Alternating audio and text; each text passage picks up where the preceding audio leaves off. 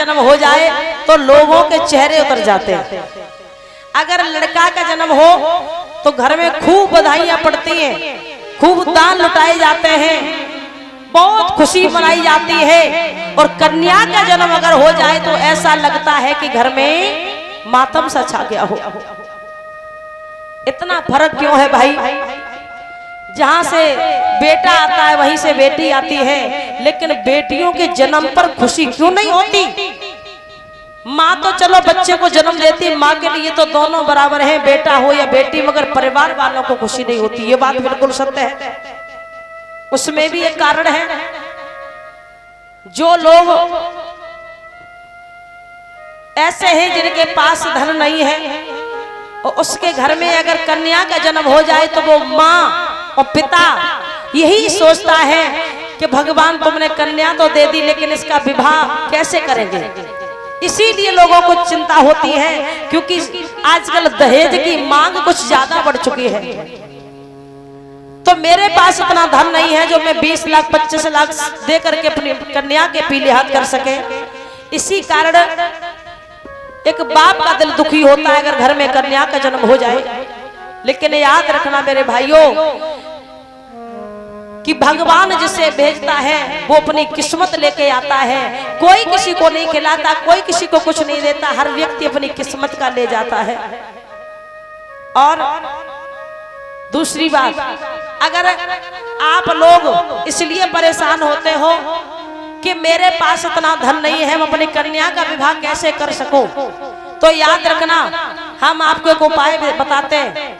जितना धन आप कन्या के विवाह के लिए इकट्ठा करते हो कि 15 लाख 20 लाख 25 लाख देना है, जो धन आप कन्या की शादी के लिए इकट्ठा करते हो वो धन, वो पैसा बच्ची के पढ़ाई पे लगा दो।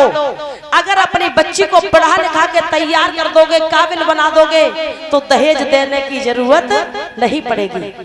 अच्छे अच्छे घर के रिश्ते आएंगे और अपने मुंह से रिश्ता मांगेंगे कि अपनी बेटी मुझे दे दो, बिना पैसा लिए हम अपनी तुम्हारी बेटी के साथ शादी कर देंगे। तो कहना है माताओं, बेटा बेटियों में फर्क मत रखो। जैसे आप बेटे को पढ़ाते हो इसी प्रकार से बेटी को पढ़ाना शुरू कर दो। जो पैसा आप दहेज के लिए इकट्ठा करते हो वो दहेज के लिए इकट्ठा मत करिए, वो बेटी के पढ़ाई में लगा दीजिए। अगर आप अपनी बच्ची को पढ़ा लिखा के तैयार कर दोगे तो दहेज देने की जरूरत नहीं पड़ेगी। तो माताओं याद रखना, अगर बेटे भाग्य से पैदा होते हैं तो बेटियां सौभाग्य से पैदा होती है। जिस घर में, जिस आंगन में बेटी नहीं है उस आंगन की शोभा नहीं है। जिस आंगन में बहू नहीं है उस आंगन की शोभा नहीं है। याद रखना माताओं, इसीलिए कहना है कभी दुखी मत होना। सब अपनी किस्मत लेके आते हैं और किस्मत का ही खाते हैं। हम और आप, देने वाला तो भगवान है, हम और आप अपना अपना कर्म कर रहे हैं। तो कहने का पर्याय यह है, कभी मत परेशान होना बेटी के जन्म पर। बेटी को पढ़ा लिखा के इतना पढ़ा लिखा दो, इतना काबिल बना दो कि दहेज देने की जरूरत ही ना पड़े। बेटियों को इतना पढ़ाओ कि दहेज देने की जरूरत ना पड़े, और बेटों को इतना काबिल बनाओ कि दहेज लेने की जरूरत ना पड़े। और जब ऐसा अपने बच्चों को आप संस्कार दोगी, इतना काबिल बनाओगी, तो न तो दहेज देने की जरूरत पड़ेगी न दहेज लेने की जरूरत पड़ेगी। क्योंकि किसी के पैसे से कोई पैसा वाला नहीं होता। याद रखना, किसी के धन से कोई धनवान नहीं होता।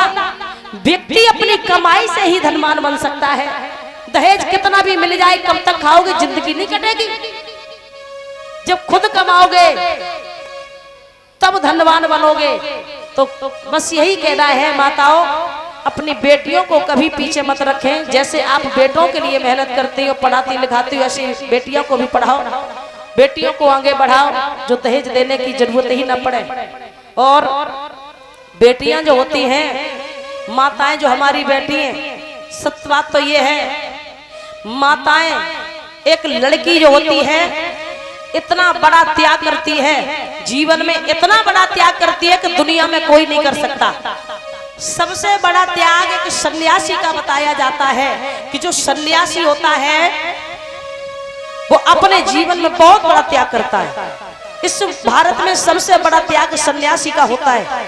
याद रखना, जितना त्याग सन्यासी का होता उतना ही त्याग हमारे देश की माताएं, हमारे देश की बेटियां करती हैं। इनसे बड़ा त्याग और कोई नहीं कर सकता, इनसे बड़ा बलिदान कोई नहीं दे सकता। पूछो क्यों?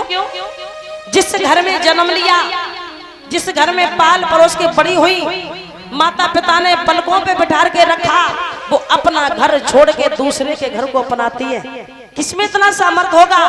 कौन इतना बड़ा त्याग करेगा जो अपने घर को छोड़ के दूसरे घर को अपनाए? भाई लोग बैठे, कोई अपने घर को छोड़ने के लिए तैयार हो जाए तो हमें बताए कि हाँ हम अपना घर छोड़ देंगे, दूसरे के घर को अपना घर बना लेंगे।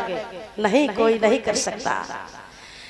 ये तो हमारी माताएं ही कर सकती हैं, हमारी देश की बेटियां ही कर सकती हैं। ये बहुत बड़ा त्याग करती हैं। तो महाराज, और सत्य बात तो ये है कि बेटियों का अपना तो जीवन में कुछ होता ही नहीं है। जब से जन्म लेती हैं मर जाती हैं, सारी जिंदगी इनका अपना तो कुछ होता ही नहीं, दूसरे के लिए करती रहती हैं। जब बेटियों का जन्म होता है तब किसी को खुशी नहीं होती, और वही बेटी जब बड़ी होती है अपने प्यार से, अपनी ममता से अपने परिवार में वो जगह बनाती है जो बड़े होकर के बेटों से ज्यादा बेटियां प्यारी हो जाती हैं। क्यों? इन्हें कोई प्यार करने वाला नहीं है, लेकिन उनके अंदर वो प्यार है, वो भाव है, वो समर्पण है जो अपने परिवार में वो जगह बनाती है जो बेटे कभी नहीं बना पाते। तो याद रखना, अपने बेटियों को खुश रखे, बेटियों को आगे बढ़ाए, बेटियों को खूब पढ़ाए। और बेटियों से भी मेरा ये कहना है, अगर माता पिता तुम्हें पढ़ा रहे हैं तो माता पिता की इज्जत को देख के भी तुम्हें आगे कदम रखना है। ऐसा काम करें जिसमें हमारे माता पिता की इज्जत बनी रहे, मेरे परिवार की इज्जत बनी रहे, तो बहुत अच्छा रहेगा। और बस यही कहना चाहेंगे कि अपनी बेटियों को खूब पढ़ाओ, आगे बढ़ाओ, और बेटियों से भी यही कहेंगे अपने परिवार की इज्जत देख के हर काम करें, आगे बढ़ें। और जब लड़की का क्या कहा जाए, भाई माता पिता चलो अच्छे होते हैं, वो तो अपनी बेटी को पढ़ा लिखा के अगर आगे कुछ कराने की सोचे ना, तो ये समाज ऐसा है, समाज ऐसा है कि जीने नहीं देता। अगर किसी की माँ ने, किसी के पिता ने हिम्मत जुटाई कि चलो हम अपनी बेटी को खूब आगे बढ़ाएंगे, खूब पढ़ाएंगे, तो परिवार के लोग पता है इतना ताना देते हैं, देखो बेटी को इतना आवारा कर दिया, बेटी को घर से बाहर कर दिया, बिल्कुल इज्जत की नहीं है। एक लड़की घर से गायब रह रही है, घर से बाहर रह रही है। तो महाराज, समाज एक ऐसा है, वो माँ बाप को जीने नहीं देता। बेटियां आज बेटों से बहुत आगे हैं, हर फील्ड में लड़कियां आगे हैं। क्यों? वो अपनी मेहनत से ही आगे बढ़ती है। लड़कियों को सहारा नहीं मिलता किसी का। अगर वो कुछ करती हैं तो अपने मेहनत से,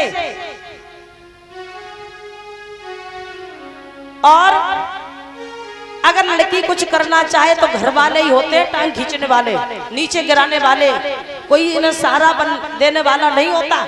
और जब वही लड़की आगे बढ़ के पढ़ लिख के तैयार हो जाती है, जब काबिल हो जाती है, अपनी मंजिल को पा लेती है, तो जो लोग टांग खींचने वाले होते हैं फिर वही लोग सलाम करने लगते हैं। क्या बात है भाई, ये कैसा नियम है? जब बेटियों को सहारे की जरूरत पड़ती है तब तो कोई सहारा नहीं देता, और जब वो खुद अकेले मेहनत करके आगे बढ़ती है, जब उसे उसकी मंजिल मिल जाती है तो सब अपने हो जाते हैं। इसलिए मेरे प्यारे भक्तों, यही कहना है, जब सहारे की जरूरत पड़े तो बेटियों का सहारा बनाओ, जिस चीज की जरूरत पड़े बेटियों का हौसला बढ़ाओ, और अपनी अपनी बेटियों को आगे बढ़ाओ, तो दहेज देने की जरूरत नहीं पड़ेगी। बोलिए गोविंद भगवान की।